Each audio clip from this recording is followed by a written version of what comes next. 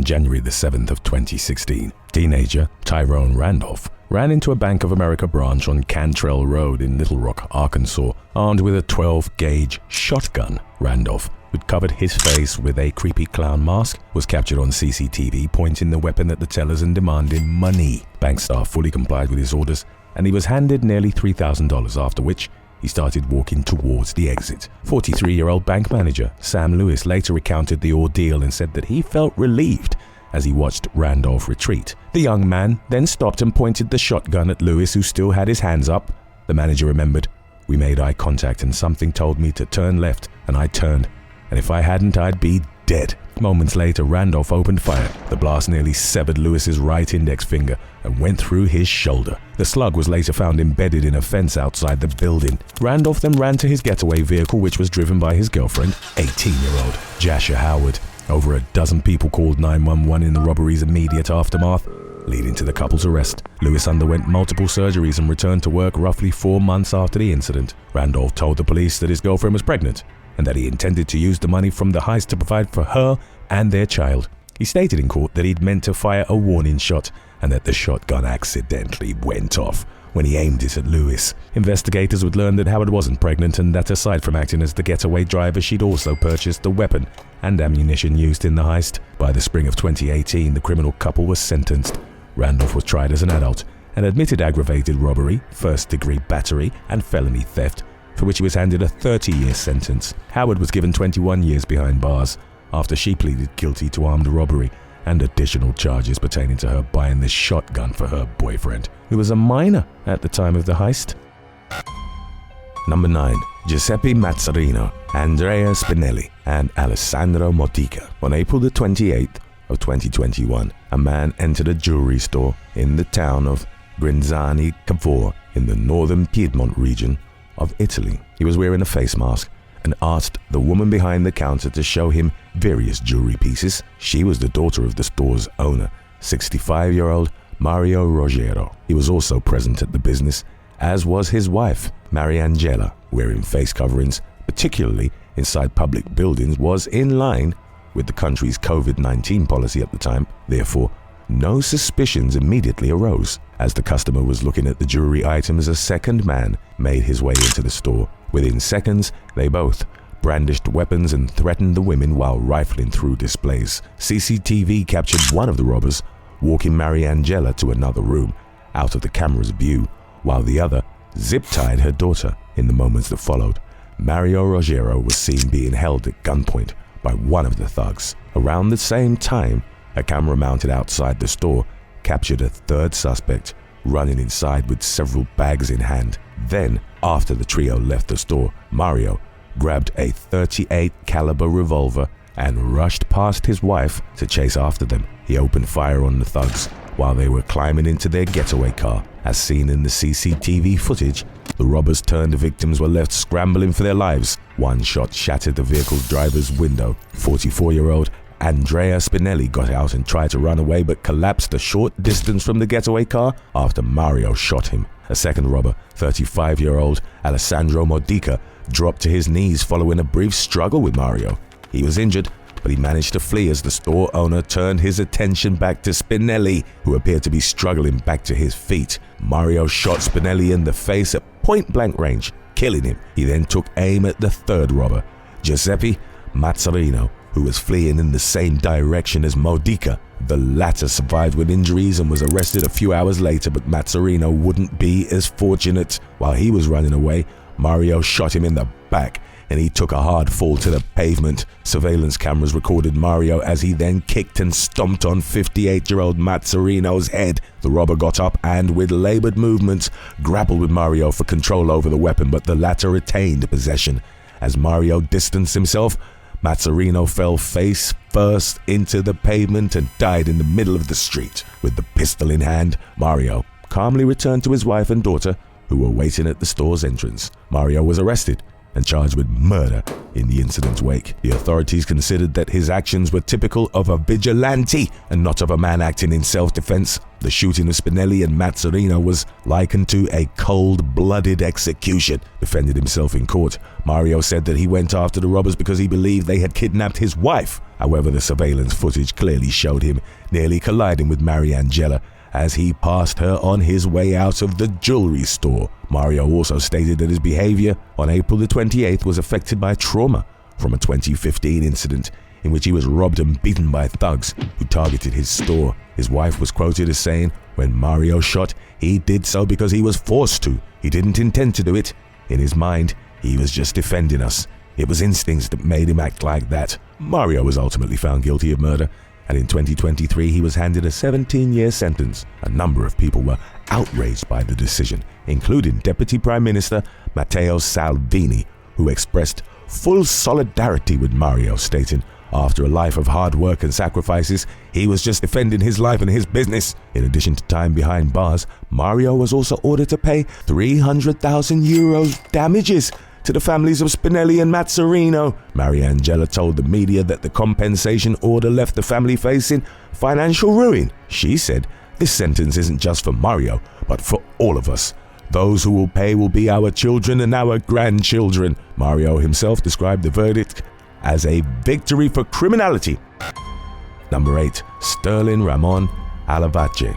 36-year-old Sterling Ramon Alavache walked into a Bank of America branch in Fort Myers, Florida on February the 6th of 2024. Niles Graham, aged 85, was inside the building, and he would later recount that Alavache appeared to be agitated. The man was walking in hoops while repeating the phrase, "I need to call my mom." A bank manager asked him to leave and walked him out, warning him that the authorities would be called if he persisted. Alavache left but returned a short while later armed with a knife, with the reported intention of robbing the bank. The man claimed that he had a bomb and threatened to kill everyone at the scene. The Lee County Sheriff's Office responded in full force with a SWAT team, drones, electronic surveillance devices, and a robotic dog. The customers were cleared out as tactical officers took position outside the bank doors. By then, Alavache had taken 2 workers hostage and was holding them behind a counter. He hunkered down between the unnamed man and woman, using them as human shields, as police negotiators tried to talk him down. As seen in footage from the scene, a SWAT sniper positioned his rifle on a colleague's shoulder and took aim at the suspect, whose head was barely visible above a computer monitor across the room. "Keep talking to me. Keep talking to me. I want to know what's going through your head right now," the negotiator said to Alavache. The suspect then placed the female hostage in a headlock and held the knife to her throat. The violent escalation prompted the SWAT sniper to pull the trigger. As seen on CCTV, the bullet went through a computer monitor and struck Alavache. He collapsed and the hostages ran for cover. Law enforcement threw flash grenades as they made their way inside to secure the scene. Alavache was dead and the hostages were shaken up but otherwise unharmed. In the aftermath, Lieutenant Todd Ulmer of the Lee County Sheriff's Office explained the shooting and accompanying footage in a press conference. Ulmer said, "Due to the suspect's limited exposure, the sniper took a planned and deliberate shot through a computer monitor, striking the suspect in the center of the forehead, killing him instantly." Ulmer added that the department's snipers were trained to fire through barriers and that the .308 caliber bullet had the ballistic reliability to do so. Alavache was a convicted felon with an extensive criminal record that spanned multiple states and included crimes such as aggravated assault, drug trafficking, and carrying a concealed weapon. According to his GoFundMe, the father of 3 suffered from paranoid schizophrenia and bipolar disorder, in addition to battling drug and alcohol addiction. Number 7. Brandon Council. On August the 21st of 2017, Brandon Council approached teller Donna Major at the Crestcom Bank in Conway, South Carolina. Council, who was at the time in his early 30s, spoke to Major for about a minute before he brandished a pistol. He shot the 59-year-old woman in the arm and then in the chest as she held papers in front of her face in a fruitless attempt to shield herself. In the moments that followed, bank manager Katie Skeen ran into her office and hid under her desk. Counsel leaped over the counter, went to the woman and fatally shot her in the forehead. The murder of Major and Skeen were captured by surveillance cameras. After executing the women, counsel raided the bank and stole an estimated $15,000, including bills that triggered a police response if removed. He then took Skeen's keys and fled the scene in her SUV. He was arrested a few days later at a motel in Greenville, North Carolina. Counsel reportedly burst into tears upon learning that the women he'd shot were dead and told investigators, "I'm a doofus,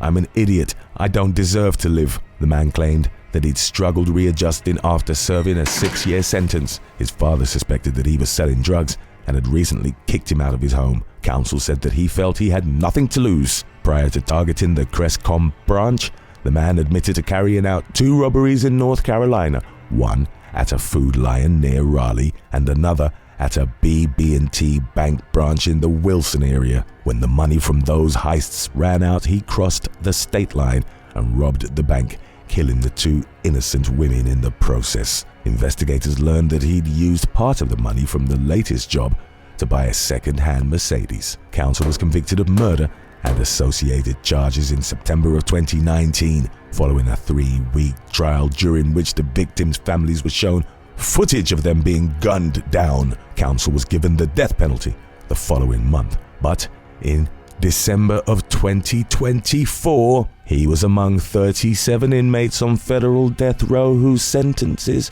were commuted to life without parole by then-President Joe Biden. It was among Biden's final acts as president before he was replaced by Donald Trump, and he stated that the decision was guided by his conscience and experience as a public defender. Biden added that the commutation was in line with his administration's belief in stopping the use of the death penalty at the federal level, with the exceptions being acts of terrorism and hate-motivated mass murder. The families of Skeen and Major were outraged by the decision. The latter's daughter told a media outlet, "I was angry. I'm still angry. I am upset that this is even happening, that one man can make this decision without even talking to the victims." Speaking of counsel, Skeen's mother said, "Everyone should see the video of what he did to them. Everyone should see his face as he killed them. There was no emotion." The woman added, "Him getting the death sentence meant everything to us. It meant justice for Katie and Donna." The victims' families were further angered when, after having his sentence commuted, counsel filed a request for compassionate release. It was filed at the end of December, with the 38-year-old arguing that he'd suffered severe, unnecessary and unjustifiable psychological harm after being locked in solitary confinement since November of 2019. Compassionate release was generally reserved for inmates who were disabled or seriously ill. Through his legal representation, counsel said that the harm he'd suffered in the years spent confined can only be accurately construed and assimilated as an act of torture. It remained unclear if the double murderer's request to walk free was granted, but many regarded it as absurd given his crimes and the fact that he'd just been spared capital punishment. Number 6. Mark Nunes and Andrew Markland. Leading up to September of 2007, London's Metropolitan Police had been investigating Mark Nunes and Andrew Markland over a series of carefully planned heists in the capital and its neighbouring counties. 35-year-old Nunes was the leader of a 9-man gang that had carried out up to 21 successful raids, many of which involved targeting security vans that were delivering cash to the country's south. The money accrued by the criminals amounted to approximately £500,000. The authorities investigated both Nunes and Markland for months, and they were kept under surveillance, but there wasn't enough evidence to arrest them. Undercover officers followed Nunes to Hampshire as he scoped the area for a possible heist. With the cooperation of Hampshire Police, the Met Police dispatched a large force and sent armed officers to several locations where they believed Nunes and his gang would strike. One of them was in Chandler's Ford, in the area of a shopping precinct with a bank on its corner. Rifle-bearing Met Police officers were positioned at the scene, hidden from view, on September 13th of 2007. Shortly after 10 a.m., Nunes pulled up in a Volvo and parked in a disabled bay near the bank. Markland was waiting by a bus stop across the street. Within minutes, a Group 4 Securicor delivery van parked at the steps near the bank. It was occupied by a driver and security guard, Michael Player. Nunes, who was wearing a balaclava, approached the van. Security footage would show him pointing a 9mm Beretta pistol, fully loaded with armor-piercing rounds, at Player's head. A Met police officer who'd taken position at an observation point across the road from the bank opened fire. The high-velocity round traveled at 3 times the speed of sound. It struck Nunes in the back, shattering multiple ribs, and exited just below his neck, fatally damaging his lung and jugular vein. Nunes collapsed and dropped the Beretta, at which point Markland ran towards the scene and picked up the weapon. A second police sniper stationed at a vantage point shot him twice in the back. Each bullet caused devastating damage to the man's lungs, and the combined damage fatally disrupted his heart. The shooting of Nunes and Markland was followed by the arrests of other gang members, resulting in law enforcement eventually dismantling the group's operations. Number 5. William Ferreire. In November of 2015, footage began circulating online of a heist gone wrong at a bank in the town of San Diego, Venezuela. As reported by law enforcement, 2 suspicious men on a motorbike were seen outside the Los Jarales shopping mall on the 16th of the month. One of them went inside while the other waited with the bike, prepared to act as the getaway driver. Surveillance cameras captured the moment that the would-be robber approached a man standing in a bank queue. With a weapon in hand, he demanded his cash and the gold chain he was wearing around his neck. Unbeknownst to the thug, the man he targeted was a plainclothes police officer by the name of William Ferreire. The latter complied with the demands and placed his valuables on the floor instead of handing them over. As the robber bent down to collect the items, Ferreire retreated and momentarily moved behind a woman who was standing in line. With his view trained on the suspect, he discreetly drew his pistol. Within moments, Ferreire emerged from behind the woman with the weapon in hand and shot the robber at point-blank range. The incident unfolded so quickly that up to the gunshots ringing out, most of the customers were unaware that a robbery was taking place. Chaos ensued, and people scrambled for cover as Ferreire secured the scene. The robber died on the spot, while his accomplice fled upon hearing the sound of gunfire. It remained unclear if he was apprehended. Number 4. John Ryall.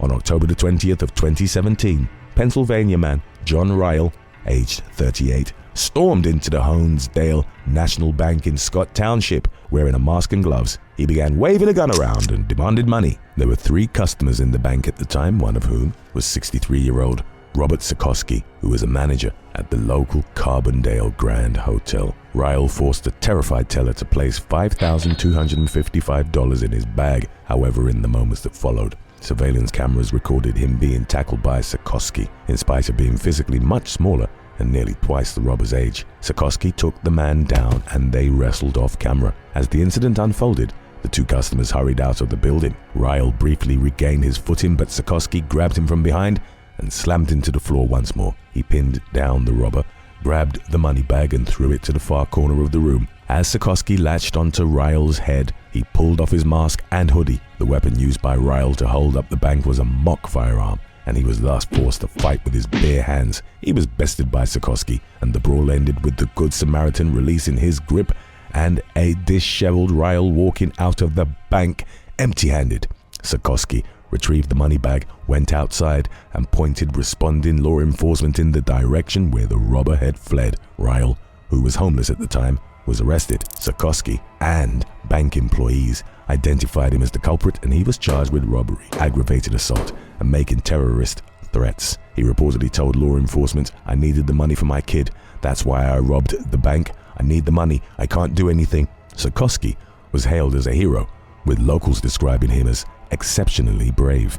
A fellow Carbondale Grand employee praised Sikorsky's heroic intervention while also describing him as a well-liked, normal guy. "I mean, he's personable. He's a good boss. He never gets angry. I'm honestly surprised he did it," the employee told a media outlet. In February of 2020, Ryall was sentenced to 9 years behind bars and 3 years of supervised release. Number 3. Anna A. In the fall of 2023, a Polish woman, only identified as Anna A., robbed 2 banks while pregnant. In the 3rd trimester, the 37-year-old put on a head covering and first targeted the cooperative bank in Kuro in October. Armed with a knife, she threatened the workers and forced them to surrender the equivalent of thousands of pounds in cash. She made off with the haul on foot. The police launched a manhunt, during which they closed roads and used search dogs, but they were unable to find the suspect. Roughly 2 weeks later, in November, Anna set her sights on a branch of the same bank in the town of Pulawai and robbed it using an imitation firearm. By then, however, she was 8 months pregnant and her baby bump was visible in the surveillance footage. That aspect significantly narrowed down the list of potential suspects and the authorities tracked her down. The woman was arrested a day after the second robbery. The authorities learned that Anna had tricked her unwitting husband into being her getaway driver by telling him that he was picking her up from medical checkups pertaining to her pregnancy. The man had no idea he was driving her away from a crime scene, as reported by Polish media. Anna was inspired to carry out the heists by the gangster movies she'd watched while at home during her pregnancy. From the double robbery, she got away with roughly £10,000. She used half of the money on building materials for the family home, and the other half was found in a suitcase in the basement of her residence. Anna had convinced her unsuspecting family that she'd won the money in the lottery. The knife and remnants of the clothing she'd used in the robberies were also retrieved from the suitcase. The woman admitted that she'd carried out the robberies, adding that she'd acted completely alone. According to updates from March of 2025, Anna was jailed for 4 years. She gave birth to her baby behind bars and was allowed to care for the child while serving her sentence. Today's topic was requested by Dylan D 5847, Matthew Blair 6763, and P Casso 100. If you have any other topics you'd like to learn about, subscribe and let us know in the comments section below. Number 2. Incident in Hamilton. On December the 18th of 2024, a man walked into the BMO Bank in Hamilton, Canada, and demanded cash through a note which he passed to a teller. The suspect, who was recorded on surveillance cameras, was wearing a long, multicolored scarf that draped down from his head and a black jacket with fur trim. He had black gloves and his face was covered with dark sunglasses and a blue surgical mask. The suspect suggested that he was armed and verbally threatened employees. However, upon being confronted by other bank workers, he fled the bank empty-handed. The failed robber had left his bicycle outside the building and was expecting to make his getaway on it. However, upon realizing that it was gone, he was forced to run away on foot. According to a release by Hamilton police, upon exiting BMO Bank, the suspect returned to his bicycle location only to discover a fellow delinquent had stolen his bike. The bike thief was also captured on nearby security cameras. As of the latest updates on the matter, both criminals remained at large. Stick around after number 1 if you are longing for more They Will Kill You today. We have our release about when dishonest jackasses go wrong lined up for you right after this. Number 1. Incident in Novokuznetsk. On July the 24th of 2021, a man was captured on CCTV approaching a woman as she stood behind the counter of an adult store in Novokuznetsk in the Russian region of Kemerovo Oblast. The face mask-wearing man brandished a small knife and demanded cash from the worker. While she opened a drawer and pretended to look inside, she inched her other hand towards a large, double-ended adult toy that was within her reach on the table. She grabbed the 18-inch toy and in a split second started clobbering the would-be robber on the head with it. He retreated in a panic, and the worker continued to batter him as he ran towards the exit. She struck him once more in the back when he was outside, and then calmly returned to the counter with the toy in hand without locking the front door. No money was taken and no injuries were reported in the incident. The surveillance clip went viral on the social media platform VK, where one user had words of warning for the failed robber. They wrote, "Don't get caught, dude, otherwise next time the rubber toy will be a leather one." In late June of 2016, a New York babysitter was arrested after she was found driving drunk with 4 underage boys in her car. Suffolk County Police were alerted to the incident by witnesses who'd seen 19-year-old Sabrina Macri in a Cedar Beach parking lot. Bystanders would later tell law enforcement that the inebriated babysitter had had trouble locating her black 2015 Honda Civic at around 2 p.m. in the afternoon. Once she and the children were in the vehicle, Macri attempted to drive away, but her Civic was stopped by a Good Samaritan who blocked it with her own vehicle. While the circumstances of Macri's inebriation remained unclear, a post to her Twitter from earlier in the day read, Beach days are the happiest days. The young woman was taken into custody on several charges that included driving while intoxicated and 4 counts of endangering the welfare of a child. Number 8. Brenda McKay. World War II veteran Gerald Early employed carer Brenda McKay in May of 2019 to help him around his home in Corning, New York. Early served as a merchant marine from April of 1942 until the mid-1950s and fought alongside Allied forces during the Normandy landings in June of 1944. The veteran, who turned 100 in March of 2020, was a locally celebrated figure for nearly a year. McKay, a certified carer, helped him with various household chores including cleaning and writing letters. As the man had poor eyesight, her job was separate from that of the caregiver who helped Early with his medically related conditions. Around the time of the coronavirus pandemic, with the help of his 3 children and 6 grandchildren, Early made the decision to let McKay go. The family wanted to protect him from any risk of infection. In early June of 2020, the veteran was found unresponsive by his medical caregiver after he'd suffered devastating injuries to his head. Early was airlifted to Guthrie Robert Packer Hospital in Sayre, Pennsylvania, but he succumbed to his injuries with blunt force trauma confirmed as the cause of death. The authorities subsequently determined that the disgruntled McKay had brutally beaten Early with a hammer in retaliation to him firing her. The woman, who was at the time in her early 50s, was arrested on charges of second-degree murder. Number 7. Amber Chapman. On February the 1st of 2022, a boy was taken to UF Health Leesburg Hospital in Florida with bruises to his face, abdomen, back, and ears. During his subsequent interviews with investigators, the victim said that Miss Amber had put him in the dryer with the towels and that he went round and round at least 2 times. The person he'd named in his reports was his babysitter, 35-year-old Lake County woman Amber Chapman. The injuries he'd sustained were found to be consistent with his story of having been placed in the dryer. Roughly 2 months after the child had been taken to the ER, Chapman was arrested and charged with aggravated abuse. Number 6. David Hall. Leading up to the fall of 2014, Englishman David Hall, aged 48, had been employed as a gardener by 82-year-old widower Dennis Plater. Hall failed to turn up for work for 5 weeks, but Plater, in spite of being urged by his family to find a replacement, maintained that he wanted to give him a second chance. He did eventually hire someone else and sent an apologetic message to Hall informing him of the job loss. On November the 6th, Hall went to Plater's home, whereupon he was invited inside for a chat and a drink of water. While they were in the kitchen, Hall grabbed a knife and launched a savage attack on the pensioner. He killed Plater after delivering at least 40 knife strikes, then ransacked his home for cash before fleeing. The victim's body was discovered by his neighbor and new gardener, who'd used a spare key to enter the property. Hall was arrested in Southsea, Hampshire, 2 days later, and his backpack was found to contain a little over £100, which he'd pilfered from the victim's home. Hall admitted murder during a hearing at Bristol Crown Court, but argued that he hadn't been financially motivated, claiming that he'd become enraged by a particular moment during his interaction with his former employer. The latter had reportedly asked him to leave, refused to shake his hand, and turned his back on him. In 2016, the former gardener was imprisoned for a minimum of 18 years.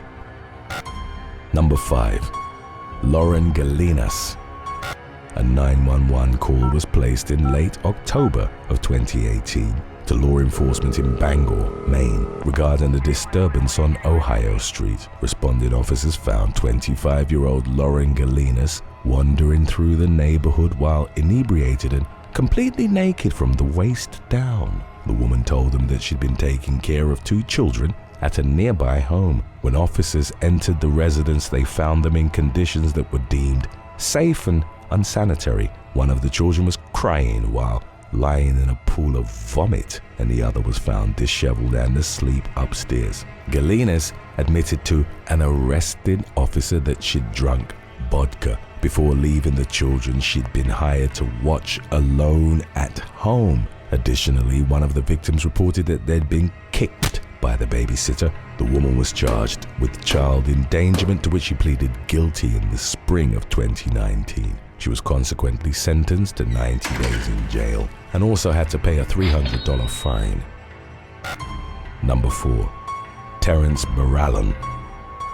On February the 17th of 2017, Australian man Terence Barallon was tending to Robert Duffy, a pensioner for whom he'd been hired to care, at the latter's home in Moorabool, Cairns. Barallon helped 62-year-old Duffy to his bedroom, at which point the pensioner reportedly grabbed a handful of his backside. The carer would later tell a court that he thought Duffy was trying to abuse him. In the moments that followed, Barallon relentlessly beat and stomped the man. He kept pummeling Duffy until he was dead, then tied a belt around the body which he carried to the ensuite. Barallon subsequently tied the man's hands and legs in a praying position. He remained with the decomposing body for 3 days and at one point reportedly prayed next to it. During that time, he used the victim's car and withdrew $2,000 from his debit card. On February the 23rd, Barallon was arrested in Port Douglas in far north Queensland. He pleaded guilty to manslaughter,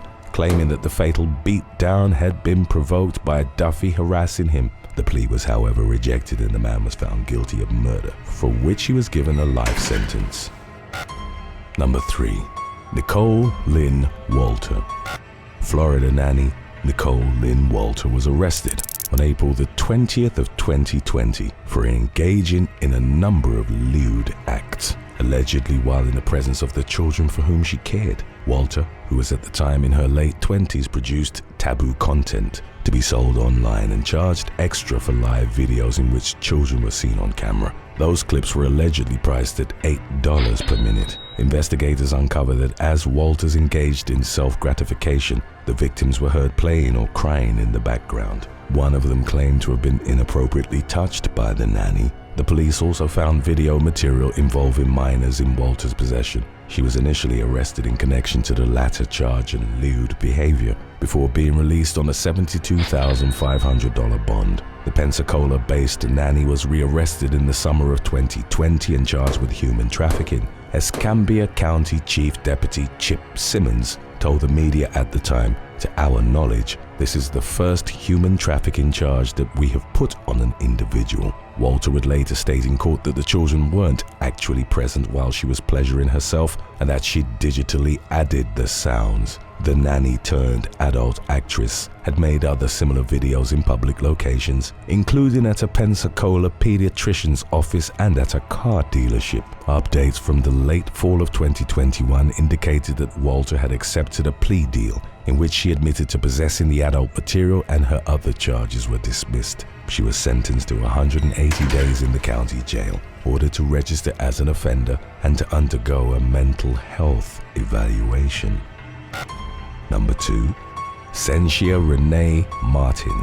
On January the 10th of 2015, Sentia Renee Martin was hired to be a topless maid at the home of 74-year-old retired law enforcement officer Robert Krigler in Inglewood, Los Angeles. The practice of nude housekeeping had been popular in the city for many years, with a number of companies offering topless maid and waiter services. 3 days after Martin had been hired, on January the 13th, local police found Krigler dead at his home. The man, who was a naval reservist, a civil air patrol pilot, and a former member of the Redondo Beach SWAT team, had been beaten with a shotgun until it broke and sliced on the neck, close to the point of decapitation. Martin, the last person to have seen Krigler alive, was tied to the murder through forensic evidence and video surveillance. The 36-year-old woman attempted to defend herself during a 21-day trial, but a jury ultimately found her guilty. In the fall of 2015, she was sentenced to 35 years to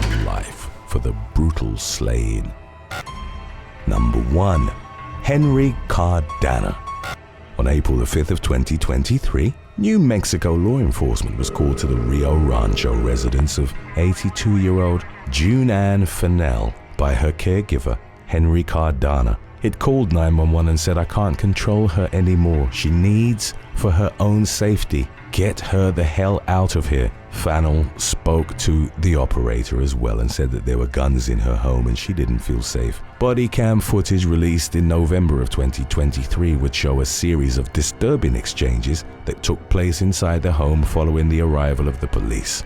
One of the officers complimented Cardano on his gun collection and for being a firearms guy, adding that he liked people who had guns because he had them as well. Cardano then said something to Fennell, and when asked to repeat it, the man was recorded on the body cam's audio exclaiming, "I said you're fine until I kill you." The woman would point to the remark as genuine, adding that her carer had threatened to harm her in the past. Fennell was then recorded nervously whimpering at the officers as they were preparing to make their way out of the home. Please don't leave me." Under the state's red flag gun law, Rio Rancho police would have had the power to temporarily seize Cardano's weapons if they suspected he would have used them to harm someone. However, the cops would later state that they had no just cause to believe Fennell feared for her safety and that the behavior of the individuals observed on scene indicated they cared for one another. Roughly 4 hours after the cops had left the residence, Cardano was heard screaming that he'd killed Fennell